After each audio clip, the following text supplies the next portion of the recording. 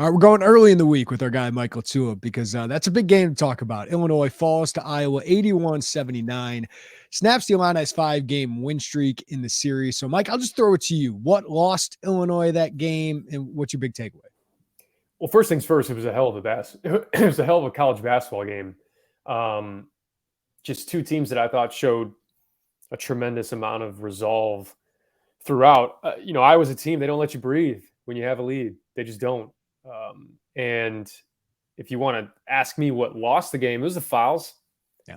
There's really no way around it. I think many of those and people may disagree with this, but go back and watch the game. Many of them were the right calls, especially in the second half. And look, you pile up enough bad fouls, then you put yourself in a spot where, while you're trying to be mindful of not fouling, you have a team in Iowa who is doubling down on what they do best. And that's getting downhill with guys like Tony Perkins and Chris Murray and Aaron Eulis and trying to get you in foul trouble. They shoot the most free throws in the Big Ten for a reason. This isn't just some sort of aberration. This is what they do. And they're good at it. And I think the misconception with Iowa is they have this super efficient offense because they're just chucking threes all game and shooting a lot of – that's just not the case with them. Northwestern shoots more threes. Wisconsin shoots more threes than them. So what they do is get to the line. And they beat you at that. And when it comes to how to rectify that, how to not foul, look, this is less about how to not foul and more about how to limit the scenarios where you put yourself in a position to foul. The foul is never the issue. It's never the actual foul. It's never like, oh man, shouldn't have hit his arm. There's usually something before it. You're either out of position, hit on a screen, botched a closeout. There's something it's this discipline aspect to keep yourself out of the scenarios in which you do that. And I thought there were just too many times in the second half where they put themselves in position to foul, and they did. So you figure it out, you turn the page, and you want to be mindful of it, but you also don't want to take away any type of aggression because I think their physicality is an asset for them. So it's just being mindful of things before it to keep you out of those scenarios. Yeah, I don't have a huge big picture takeaway from this one, right? It was a phenomenal game between two really good teams in the Big Ten that I think have a chance to go far. You were on the road and you had a chance to win and you didn't, which stinks. But I don't think there's anything like, oh, this team's not capable of this yet, or they're not capable of this down the road. I just think they didn't execute quite enough to their capability, but change a few of those plays. Hate to go Beckman on you, but change a few plays for Iowa, change a few tough shots that Iowa made, and it's a different story, or change a couple free throws. Like Iowa executed some of those things and Illinois didn't, and that ended up being the difference in a phenomenal basketball game, as you said. Sure, and I think too, look, there's two different types of frustration after a loss. There's a frustration of, man, we are not where we need to be. Yeah. This looks bleak. Northwestern, right? We're not where we need to be. This looks bleak. How do we make changes? What do we need to tinker with? How are we going to pull us out of this hole? What are we going to do? And then there's the other frustration of like, damn it, we should have had that one. Yeah. We should have had that one. We are where we need to be. We're on track. We're getting there. All these games are just, you want to build, right? You want to build and be the team that you should be by the end of the year. And all these games are just checkpoints along the way. And that Iowa game was another checkpoint. And I think you come out of that game, certainly wasn't a step back. I think you proved to yourself, like, man, we see what we got in a lot of guys in high pressure moments. And that's equally as important. You want to learn that in a win, obviously. But shoot, that type of frustration to me is more of the latter one, where I'm talking about we should have had that one. Yeah. And you turn the page and you move on to Minnesota, right the ship, and then get on with it and take care of Rutgers. One thing I want to bring up with you, Mike, is Illinois' 0-4 against top half Big Ten opponents. Is there a trend here? Is there any big takeaway? 3 of those are on the road, right? Maryland, Northwestern, now Iowa. One of them was at home against Indiana, potentially the hottest team in the Big Ten, along with Iowa. Any big takeaway from that so far? I mean, you haven't played Purdue. You haven't played Rutgers. You haven't played Michigan. You lose to Maryland and Iowa on the road. Those two teams are 24-3 combined at home this year. So to me, it's just a matter of they just haven't had the opportunities. But you have to take care of business in the bottom half of the Big Ten. You have to. We talked about this a couple podcasts ago. You have to do that. If you want to have any prayer at not only sharing the league, winning the league, but even being in that first week or the Friday games and have a double bye, you can't be dropping games to the bottom half consistently.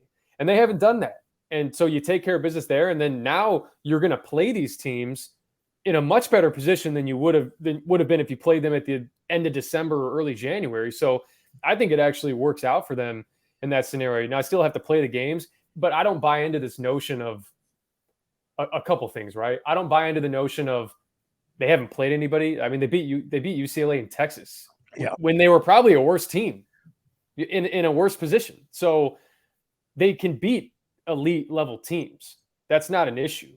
And I also don't buy into the notion, because you hear this on, it wasn't just this past broadcast, but other broadcasts as well, where it's like, oh man, like the tempo raise, and it's like, this isn't a game Illinois wants to be in.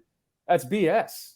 They can, I genuinely think this team can play. They have enough offensive talent where they can play with anybody, any style. They scored 79 points the other day. Like they had 1.25 points per possession. And they scored 79 points against UCLA. They scored 85 points against Texas. Like I don't buy into this where it's like, because they are so good defensively, these teams have long defensive possessions or offensive possessions against them. Therefore, the game is probably more low scoring. So then you have it in your head that like, oh my God, it's getting high scoring. This does not favor Illinois. And I just don't agree with that. They got too many talented offensive players. That's usually the teams that want to keep it really low scoring. It's because they're typically inept offensively, or they struggle in a lot of areas offensively. I don't really see that with this Illinois team. If you want to throw the shooting at me, fine. But they also have guys on the team that can knock it down at a high clip. So I don't really see the issue. So to me, it's much less of a, they haven't played anybody, we'll see how they fare. They've beaten elite teams. Now it's about doing it in conference play when the stakes are higher, right? When it's not just a game at Madison Square Garden or out in Las Vegas. It's, man, coming down the stretch, these are high pressure games, and you're either protecting home court or you're going into a big time environment. When we talk about Rutgers, or I know you're playing Rutgers at home, but like when you talk about Purdue and some of these teams, I mean, those are some of the toughest environments in the country. So you want to be able to prove yourself. And I think they're at least put themselves in a position as a team to say, hey, we like where we're at now compared to where we were earlier in the Big Ten season. Yeah. Indiana coming up. That's going to be a big time environment in a couple of weeks. Yep. You brought up shot makers. There's one guy who is really making shots at a ridiculously high clip, makes more than half the Illini's 3-pointers again at Iowa. Matthew Meyer just went off in that first half. He's having a phenomenal run of basketball. He's led them in scoring 8 of the last 15 games, which says a lot given the team that's got Terrence Shannon, Dane Danger, Jayden Epps. And it's interesting, Mike, like Terrence Shannon and Coleman Hawkins continue to be on draft boards and things like that and in mock drafts. What about this guy? I mean, Matthew Meyer, the way he's built, the way he's playing, seems to translate to the NBA. Should he be higher on draft boards right now? He should be higher, probably. Does that mean he should be on a draft board? I don't know. I mean, it depends. I think he's the type of guy where if you want to take a flyer on him in the 50s, I don't see the downside in that. But I think he probably is a guy that's going to be suited for more of a two-way contract. And that's wearing an NBA jersey, man, no matter how you slice it. And I think he's going to be another guy, too, that when he gets into workouts, he's going to shoot the cover off of it. I think he's a better athlete than people give him credit for. I think he has better instincts than people give him credit for. He's shown his ability to offensive rebound. The one thing that I think if you're watching film, if you're an NBA front office or if you're going to games, there's too many times where he gets a little spacey defensively. And I think that was the feedback that he got the first time around. So now you got to figure it out. I know the thing with him is he can fall asleep. A lot of guys, they can fall asleep defensively, and it matters. Like they get beat. It's a point-blank layup. Guys are shooting over him. This guy, I mean, he knows it because he plays like he knows it, where it's like, hey, I'm going to conserve a little bit. And, oh, shoot, I got beat, and I can recover and block the shot. And I guess the upside to that is he's pretty fresh offensively. But he's shown in moments where when he needs to buckle down and give max effort defensively, he can do it. But I think at the next level, he's going to need to show that he can do that consistently. Or else, the NBA is the type of game where it's like, you see it a little bit in college basketball where it's like, hey, let's pick on this guy. Let's go at this guy. Let's put this guy in actions relentlessly. You see it a ton in the NBA playoffs. That's even more at a high level in that league, where if you're the weak link on the floor defensively, they will play you off the floor. Mm-hmm. And I think he's capable on that end. I know he knows he's capable on that end. It's just continually putting yourself in a position to put your best foot forward. And I think if he does that, he's got all the offensive tools in the world. And he's got great defensive instincts too. It's just being able to put it together. And even when it feels like, hey, there may not be much expected of me on this possession, like hands off the knees, get in the right position. We know you can recover. Just do it consistently. Yeah, it's kind of like he and Coleman, kind of the opposite sometimes, because defensively, you know what to expect out of Coleman. You're going to get it a lot. And then offensively, it's a little bit risky. But, I mean, he is carrying them recently offensively. Mike, during the last 4 games, Meyer is 14 of 34 from 3. That's 41%. The rest of the Illini are 9 for 65 at 14%. So he's been massive for this team. I mean, to win 7 of 8 like they did and not play well offensively, he just feels like a guy that if the other pieces can get going, like Meyer can be one of those guys in the NCAA tournament that people are talking about for a couple of weeks. Yeah, and because he has that type of confidence in himself. And give the kid a lot of credit, man. He had a rough start to the season.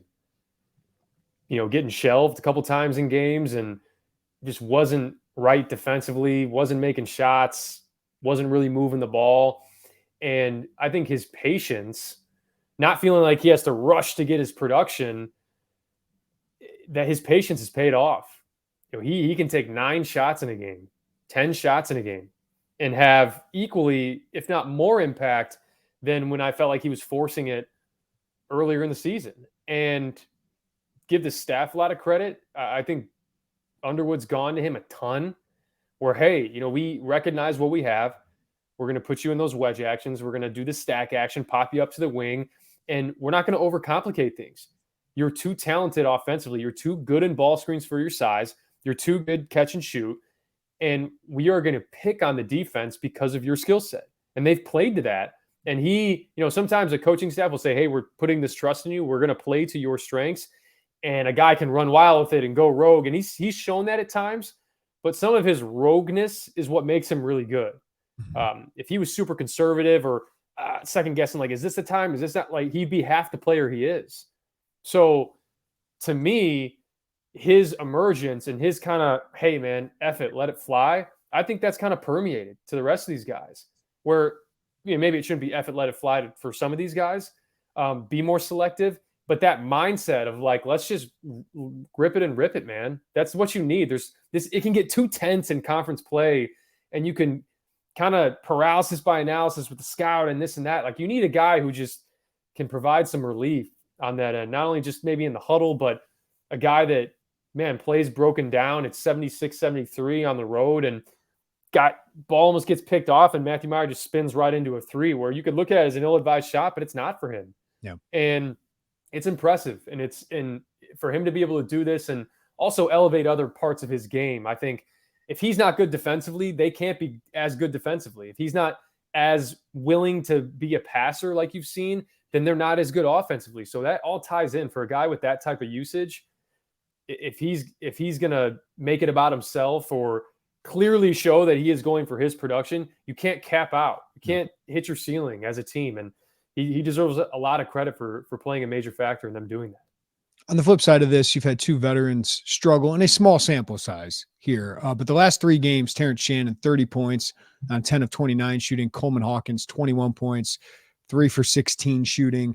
Had some turnovers, of course, Coleman against that press. Terrence had a couple fouls, a couple sloppy turnovers as well. I think they combined for 7 against Iowa. What do you see from those 2?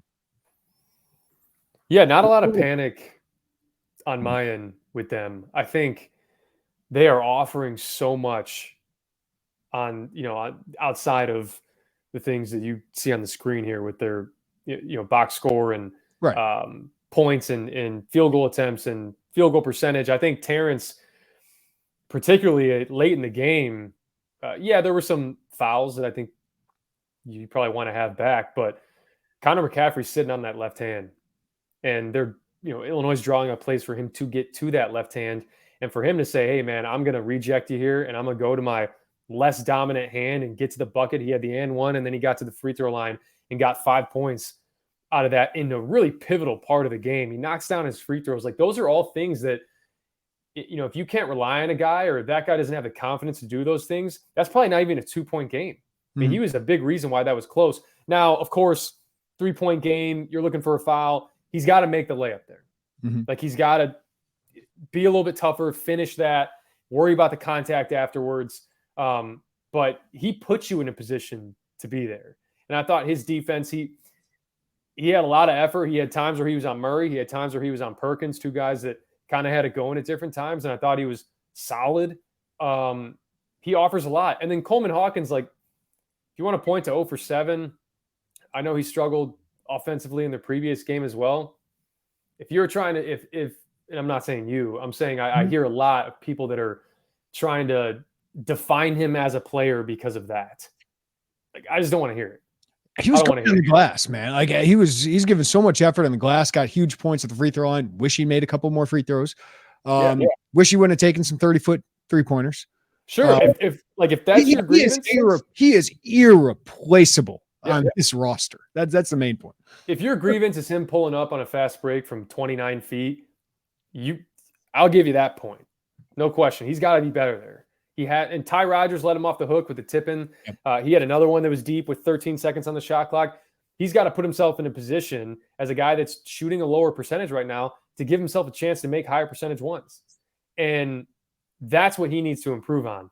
But the little stuff that I think goes overlooked for him, it's 74-71, crux of the game. You need a big-time possession, and shot goes up, missed shot. The result of the play was a Dane Danger dunk to make it 74-73. But the reason Dane Danger even gets the ball is because when the ball goes off the rim, Coleman Hawkins keeps it alive and taps it right to Dane Danger for a dunk. And keeping the ball alive on the glass. And the amount of times he got the offensive rebound, tried to put it back, got another foul. He may be missing free throws, but that's another foul for Iowa. And we talked about all the fouls Illinois had and how they were in the double bonus, how they put Iowa in the double bonus. Same thing went on the other side, because with 2 minutes left in that game, both teams were in the double bonus. And part of that's from Terrence's aggression, getting downhill, and part of that's from Coleman Hawkins' relentlessness on the glass. You need it. You need all of it. And there's times where Tony Perkins has it going, and Coleman Hawkins is guarding him, going over screens, fighting through screens, staggers. I mean, this guy's 6'10", 6'11", and Chris Murray's coming off of pin downs and flares and staggers. And you got a guy fighting through and still getting a hand. He fell asleep one time on a flare that Chris Murray hit to start the game. But other than that, I thought he was great contesting. I mean, Chris Murray goes into that little rocker step back. I mean, it's really hard to guard. He hit some tough shots, man. He hit some tough shots. For the most part, Terrence and Coleman were huge reasons why in that first half, you're just like, dude, tip your cap. They're hitting a ton of tough contested twos. Terrence had one really good one on Aaron Eulis. Like, could not have shadowed him better, contested right at the apex, and Eulis just hits it. And Coleman, same thing on Murray. Murray hits 2 in the first half from mid-range that Coleman almost gets a hand on, and that's how their defense is designed. So I don't worry about the offensive struggles because they're that good, in their other parts of their game. And it's the reason why, if you want to talk to me about like taking minutes away from Coleman Hawkins, like I'm not there because they're too good defensively with him. Yeah, he played a team high 35 minutes for a reason. He's just irreplaceable on this roster. He really is. All right, one guy who I think everybody agrees was awesome on Saturday, and that's Jayden Epps, man. I've been talking about how he's been playing like a veteran. That was a veteran-like performance. 16 points, 12 straight in the second half. We've talked about him endlessly here on this podcast with you, Mike, but what did you see from Jayden Epps on Saturday, and what are you just seeing from him the last month as the go-to lead guard? Could be more impressed. Could not be more impressed. I think, and I know you have a lot of talent on this team. You got Matthew Meyer, Terrence Shannon, you got Coleman Hawkins, Dane Danger. You got a lot of talent on this team. But if you don't have a point guard who can weather the storm and set the table, sayonara. You can't win big in the league. You can't win big in the NCAA tournament. You cannot point to any team that's had success and then tell me the team that's had horrendous point guard play or no point guard play and done anything worth a damn. Look, we've talked about his ability to go off script, right? I mentioned on the last podcast, in a good way, offensively. He's fearless. Throw the 2-2-1 press at him, whatever. Don't care. We're getting over half court.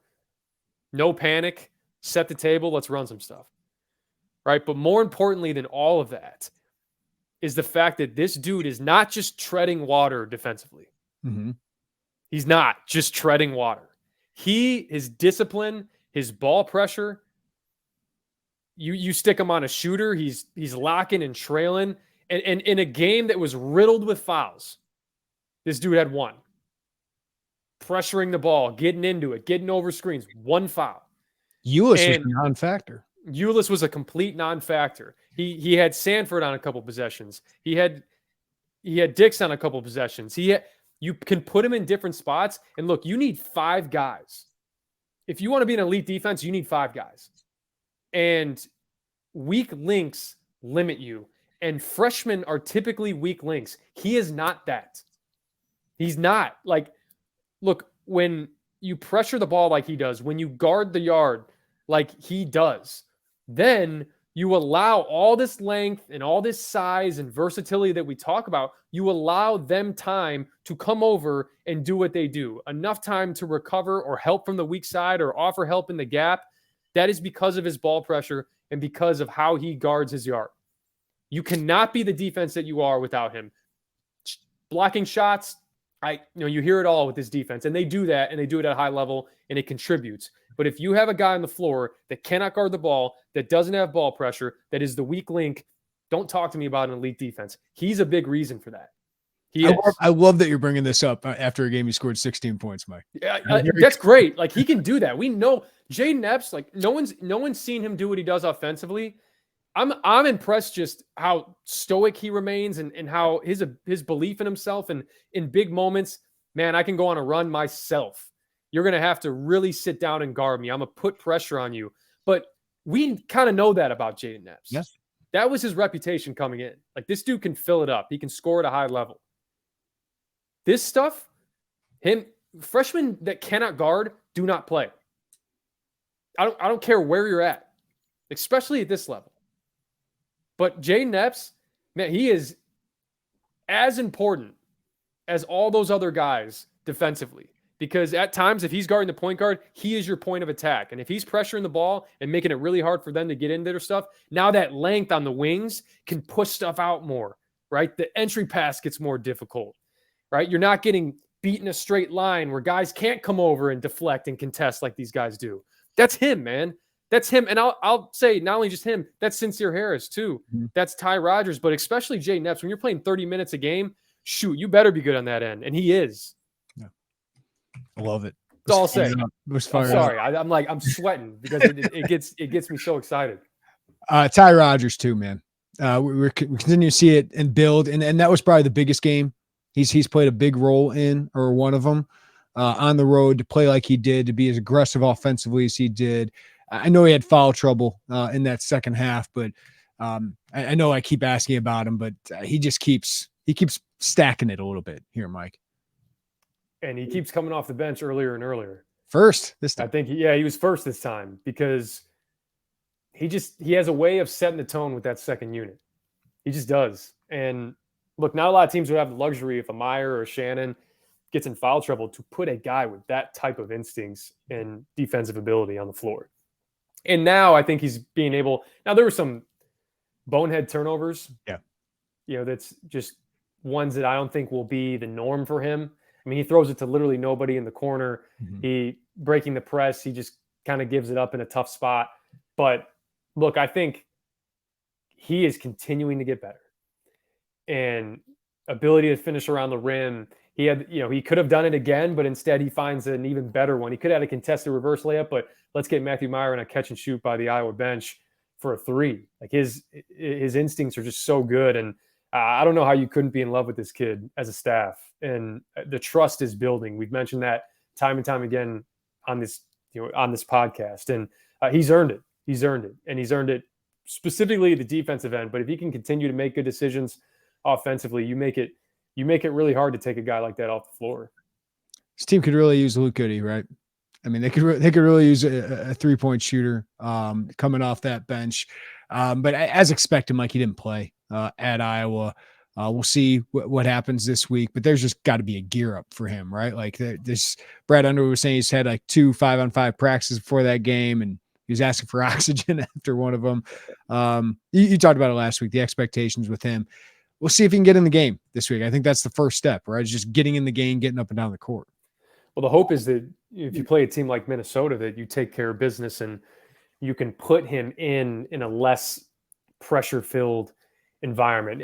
To roll him out there in that environment against Iowa, not that he couldn't handle it. Right. That's just not fair.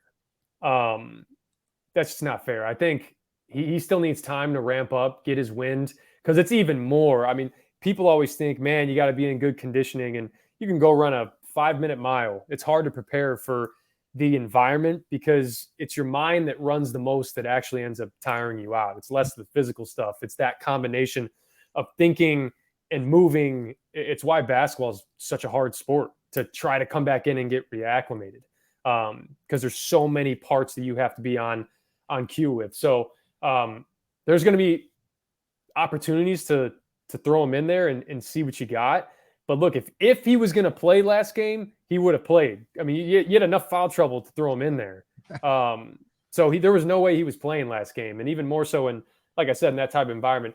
I'll reiterate again, he offers you stability offensively. He can space the floor. He's a knockdown shooter. He's all of that. But I'll just stop right here. If he's a step slow defensively and he's not really fully prepared yet on that end, then I'm not sure how you can play him that much. Yeah. All right. This week, Mike, you got Minnesota on Tuesday. They're reeling. They're injured. They've lost 7 in a row. It's a game you got to take care of. But Rutgers on Saturday. We talk about a quad 1 home opportunity against the second place team right now in the Big Ten. So this is a big week for Illinois, particularly this Rutgers game on Saturday. Got to take care of business against Minnesota. Of course, Rutgers on Saturday is a huge matchup for this team. Yeah, don't overlook. You can't overlook Minnesota, I think. And when I say don't overlook, I don't say it in the sense where it's like they sneak up on you and beat you. Yeah. I would be shocked if that happened. But it's playing the quality of basketball you want to be playing going into a game like Rutgers. Yeah. Right? You don't want all these warts to pop up against a team like Minnesota because maybe you're not taking them as seriously as you should. And then now you feel like you're kind of on your heels going into a really, really pivotal conference matchup on Saturday. So you take care of business, and then assuming that you do that, you move into a game where, man, you talk about a team that's going to make you work for everything that you got offensively. And now this goes back to having a guy like Matthew Meyer and having a guy like Terrence Shannon, guys that can just kind of go get you on Jayden Epps. You're going to need that because things are going to break down. You're going to have to go off script. They're not going to let you run your pretty actions. That's just not what they do. And on the flip side of that, you can really make them work offensively.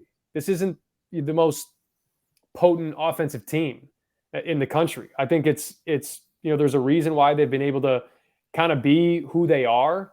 I think, I don't know, Ken Pom, I think, has them as the number 2 defense in the country, efficiency-wise, but they're 120 offensively. Mm-hmm. They play a really kind of snail's pace, but they're opportunistic, and they've added a guy like Cam Spencer that I think has kind of been their missing link, where you have kind of a dead eye.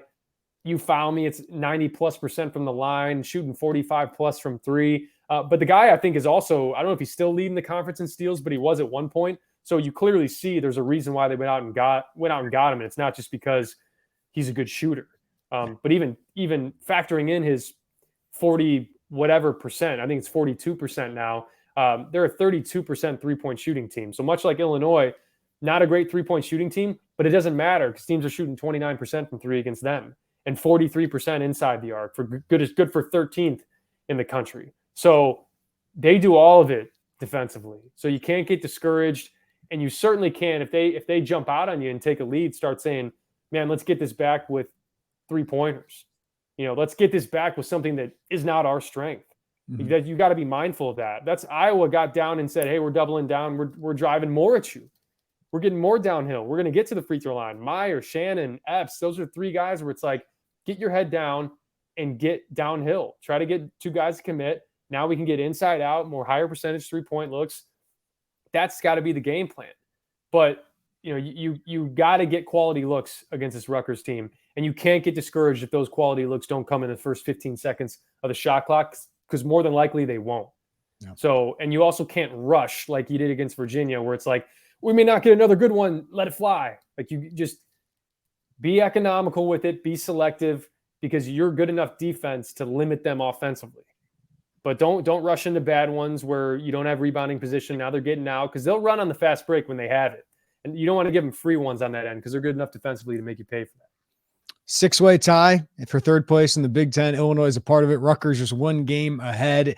And now Purdue just 2 games ahead of that pack, or 2.5 games ahead of that pack with their loss against Indiana. Mike LaTulip, thank you as always. We'll talk to you next week, man. Appreciate it, man.